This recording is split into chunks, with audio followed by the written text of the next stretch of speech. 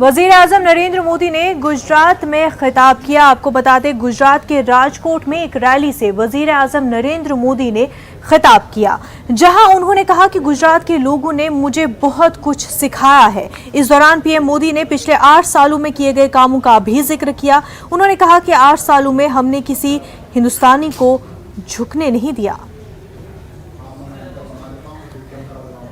8 साल में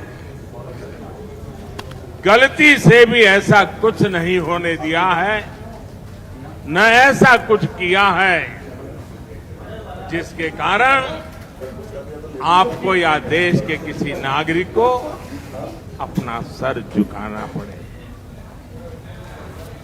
सबका साथ, सबका विकास, सबका विश्वास और सबका प्रयास, इस मंत्र पर चलते हुए हमने देश के विकास को नई गति दी है। वक्त हो गया एक छोटे से ब्रेक का, जल्द होंगे हाजिर।